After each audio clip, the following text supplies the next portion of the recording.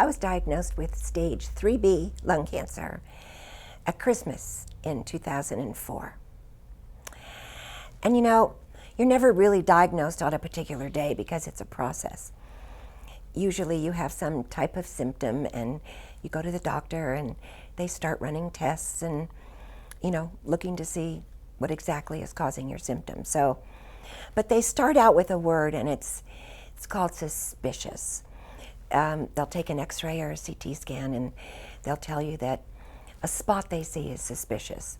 That usually means you have cancer. 9 out of 10 times, that's what that means. But after that, you have to go and get a biopsy and maybe run some other tests. So it's not really a day, it's a process. Once I heard those words though, you have lung cancer, or just the words you have cancer, it doesn't really matter what kind it is. It's the beginning of a new day, and it's the beginning of a new normal.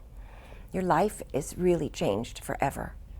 I had chemotherapy for 3 months and radiation Monday through Friday for 3 months. I had to have all of the treatments prior to surgery so they could shrink the tumor. The tumor I had was actually invading my heart. The good news is I'm still here today, 6 years later, and my life has been full and even more beautiful than it was before I was diagnosed with lung cancer.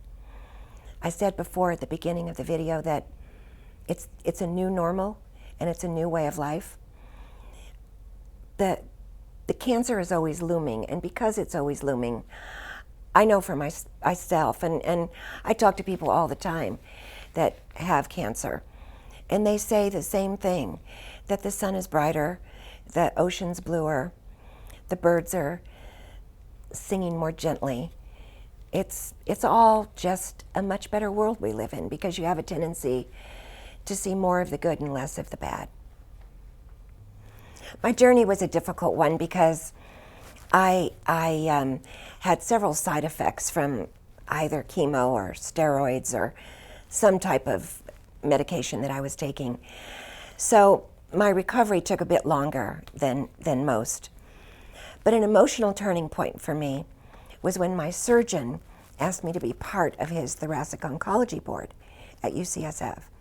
I was honored and thrilled to do that. But that took me down a new road in discovery and learning more about my particular cancer. After being on that board, I was inspired to start my own foundation, primarily because the survival rate for lung cancer has stayed at a fairly dismal 15% for 40 years. And I wanted to know why. Mostly because our cancer is stigmatized with smoking, which is really sad for me and for all of the other lung cancer patients I know that have both survived and passed away from this disease. In that, you know, smoking is a bad actor, but it's the cause for many diseases, heart disease, many cancers. And we as a society should really take care of all people with life-threatening diseases and not discriminate against one in particular. The success with AIDS is really what I look at and am inspired by. Also a very stigmatized disease, but look at where they are today because that stigma has been removed. So we started one foundation, and I realized fairly quickly that that wasn't going to be enough, so we started a second one. So now we're off doing our own research and creating our own clinical trials and running a biorepository with a goal of really seriously changing that survival rate. And there's no doubt in my mind that we're going to be successful at that. There's a young girl who just passed away from lung cancer, and her name is Jill.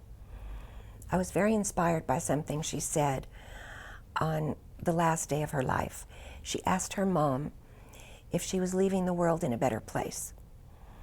And from the day I heard that, it was very, very clear to me that the whole purpose of starting the foundation and the whole purpose of me getting cancer in the first place was so I could leave the world in a little better place than where it was when I entered the world. And I live by that every day. I tell people all the time, if everyone in the world spent a little bit of time in their lifetime leaving a little seed that makes the world a bit better, then no one's life would ever be in vain, and we would live in a much more perfect place than we do now. And my advice to anybody watching this video that's been newly diagnosed is to know that cancer is no longer your grandfather's disease. There are incredible drugs that keep you from being nauseous and allow you to really keep a very similar quality of life during treatment that you had before cancer. So don't let it scare you. Let it be an opportunity to help you grow and help other people.